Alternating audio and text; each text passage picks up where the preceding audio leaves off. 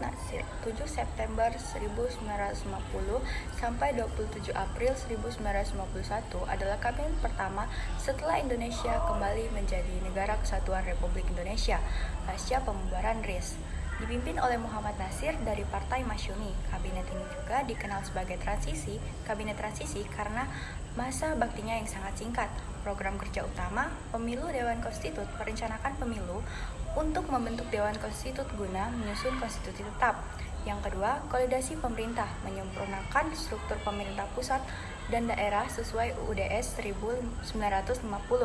Yang ketiga, keamanan, menumpas pemberontakan DITII, Andi Aziz. Yang keempat, ekonomi, meluncurkan Sumitro Plan untuk membangun ekonomi nasional yang mandiri. Yang kelima, Irian Barat, memprioritaskan diplomasi untuk menyesuaikan sengketa wilayah dengan Belanda. Penyebab jatuhnya kabinet ini, oposisi kuat dari PNI, PKI, dan Partai Mulpan yang merasa tidak dilibatkan dalam kabinet. Masih tidak percaya oleh PNI yang memicu konflik antar kabinet dan parlemen. Dukungan politik terhadap kabinet pun melemah, sehingga Muhammad Natsir mengembalikan mandatnya kepada Presiden Soekarno pada 20 Maret 1951. Selanjutnya, Kabinet Sukimin Suwirjo dibentuk pada 27 April 1951 dan dipimpin oleh Wirjo Sanjojo. Kabinet ini merupakan kabinet koalisi yang didominasi oleh Partai Masyumi dan didukung oleh beberapa partai lain seperti Partai Nasional Indonesia atau PNI.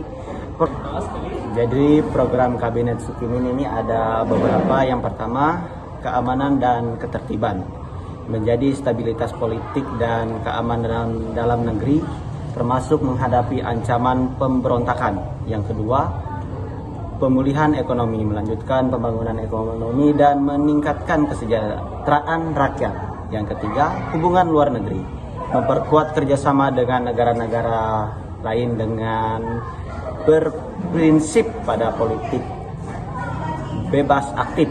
Yang keempat, persiapan pemilu, jadi pelaksanaan pemilihan umum yang akan direncanakan. Selanjutnya, kejatuhan Kabinet Sukimin.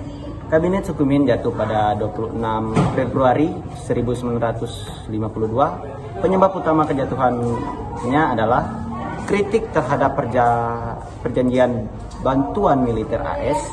Sukimin dianggap terlalu dekat dengan Amerika Serikat sehingga menerima bantuan militer melalui Mutual Security atau ATC. Kejatuhan Kabinet Sukiman jatuh pada 25 Februari 1925. Penyebab utama kejatuhannya adalah kritik terhadap perjanjian bantuan militer AS. Sukiman dianggap terlalu dekat dengan Amerika Serikat setelah mendapat bantuan militer MAS yang dinilai bertentangan dengan prinsip politik luar negeri bebas aktif.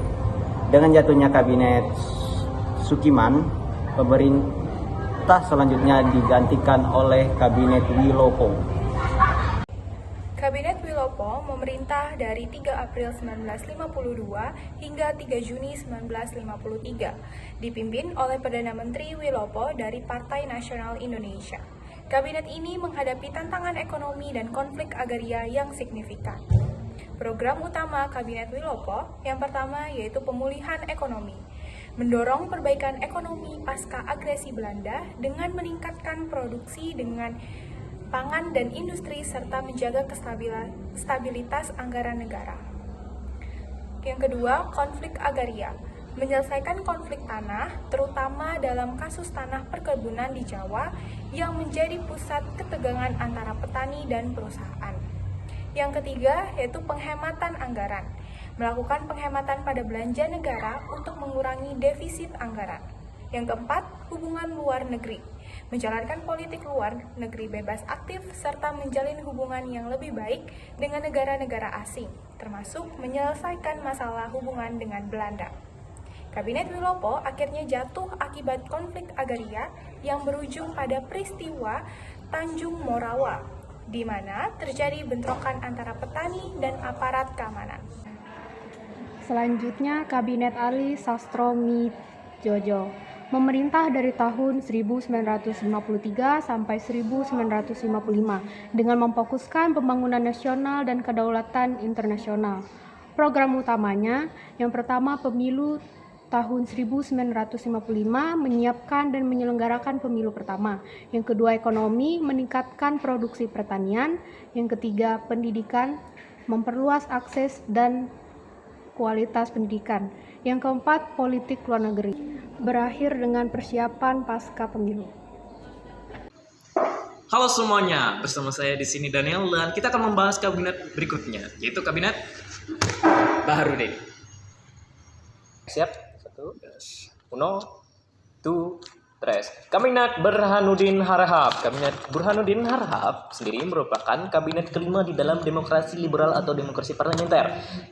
Kabinet ini sendiri dibentuk dan dipimpin oleh tentu saja Burhanuddin yang berlangsung pada tanggal 12 Agustus 1955 hingga 3 Maret 1956.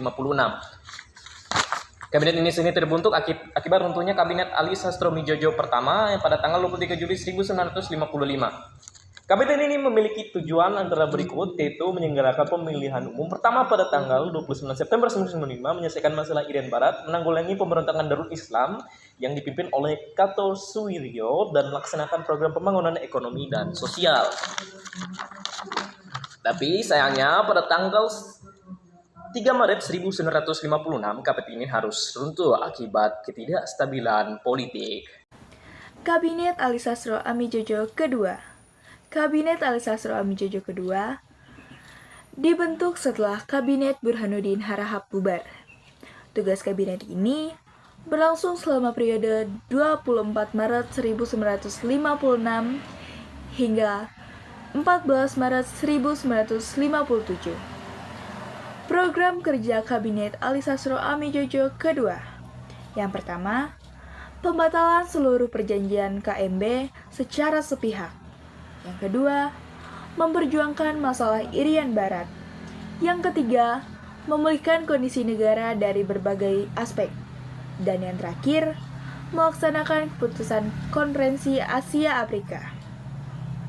Kabinet Ali Sastro-Amidjojo kedua jatuh pada tanggal 9 April 1957 akibat pecahnya koalisi PNI Masyumi, digantikan oleh Kabinet Juanda. Oke, berikutnya Kabinet Juanda. Kabinet terakhir ini merupakan kabinet ketujuh atau kabinet terakhir di dalam demokrasi liberal atau demokrasi parlementer. Kabinet ini juga disebut Kabinet Zeken karena kabinet ini bersifat non-partai. Kabinet ini dipimpin oleh Perdana Menteri Insinyur Haji Juanda Kartowijaya yang berlangsung dari tanggal 9 April 1957 hingga 6 Juli 1959. Nah, program kerja kabinet ini antara lain membentuk Dewan Nasional, menormalisasikan keadaan Republik Indonesia, melancarkan pelaksanaan pembatalan konferensi meja bundar, dan memperjuangkan kembali Irian Jaya. Nah, namun sayangnya kabinet ini harus berakhir pada 6 Juli 1959 akibat keluarnya dekret presiden pada tanggal 6 Juli 1959 menandakan bermulanya demokrasi terpimpin di Indonesia. Nah, itu saja dari kami kelompok 5 untuk presentasi video sejarahnya. Kami harap kalian menikmati video ini dan sampai jumpa.